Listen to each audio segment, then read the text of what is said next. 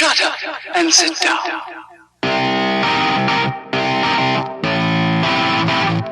Oh, hello and welcome to another North Wales side-by-side video. I'm going to clean my car today, but first I've got the bonnet open because last time I cleaned under the bonnet I got a lot of messages saying you can't spray water onto a fuse box and electrical connectors. Well, this fuse box has been very cleverly designed. If you have a look at the edge of it here, it's got a lip that runs all the way around it, and then if you have a look at the fuse box lid, the fuse box lid actually fits over the top. It fits down into this groove here, so the box is actually sealed with what they call a labyrinth seal.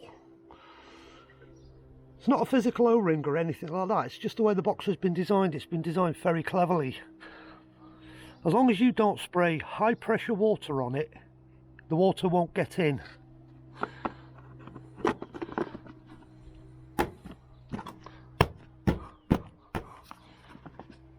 And the lid's on properly. When it comes to electrical connectors, all these connectors are waterproof connectors. They're all O-ring sealed. Again, as long as you don't spray high pressure water onto them, you're okay cleaning an engine bay, soaking them down. Just be careful. If you're going to use power washer, make sure it's on the softest setting, because my power washer nozzle, this one, is adjustable. You can have it on really hard, high pressure, or really soft like a hose pipe. And to hose that engine bay off, that would be on its softest setting. So I'm going to give this a good clean under the bonnet first. I'll show you how I do that. I'm not going to show you how to clean the car because everybody's got their own ways of doing that. So the first thing I'm going to get out is my chemical for cleaning the engine. This is just a mild degreaser. I just want the dust and anything that's accumulated on the engine over the last couple of thousand miles since I last cleaned it off the car. So I'm going to mix some of this up now and I'll bring you along. All I've done is mix this up as a 50-50 mix. And I'm just going to liberally spray it on everything.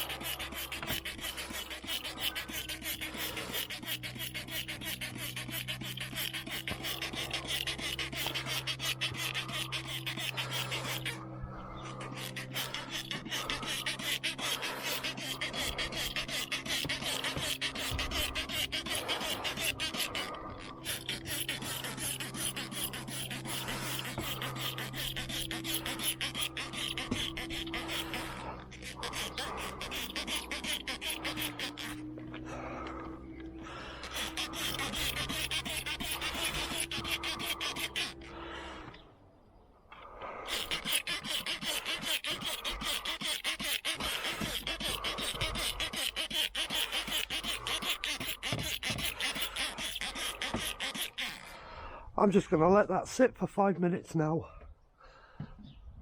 Let it all soak into all the grease and the grime. And then I'm just going to hose it off with the power washer. On the softest and the gentlest setting the power washer can do. And that'll just bring it back up to looking like brand new. Time for the power washer now. I run the car to K4. On the car K4 gun, I've got a setting where I can actually rotate the nozzle on the end. As you can see there, it says hard and soft. Well, soft is like a hose pipe, Hard is where you get a really vicious jet for cleaning patios and things like that. Hard's too much on a car. So all I've got to do is plug the hose pipe in and put some more chemical through that tube, and that'll just siphon the chemical.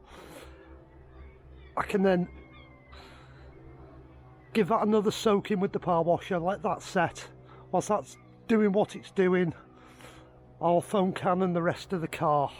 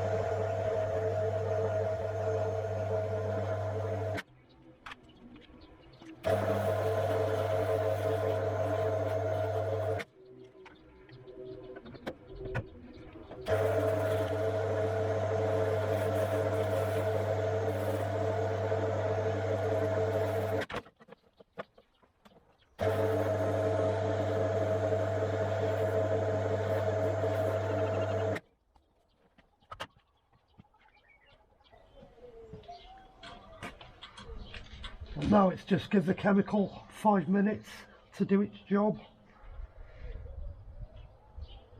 and then I can just wash it all off. This is the procedure I do probably 2 or 3 times a week, just to keep it looking clean. Once a month it'll get a proper deep clean.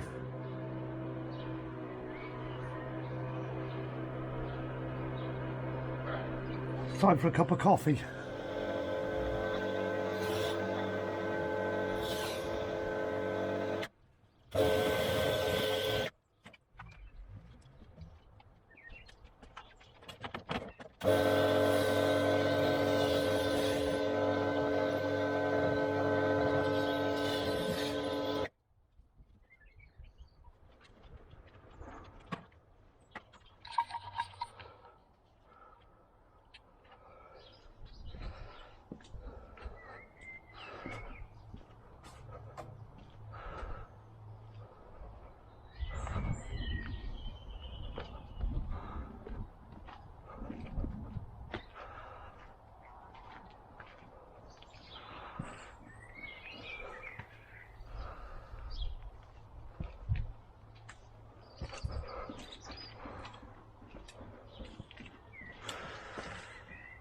All nice and clean, all spick and span again. The ceramic coating helps an awful lot, because it means you don't have to go at it with a sponge or a mitt or anything. Just put the right chemical on, let it soak in to all the mud and the grime, and just hose it off like I've just done.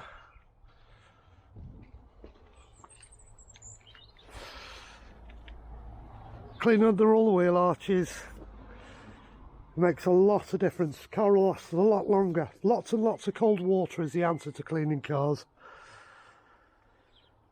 Don't let the mud build up. Get all the winter salt off it. It's worth it in the long run. If it's not for you as the first owner, second and third owner are going to have better cars. Anyhow, thanks again for watching one of my videos.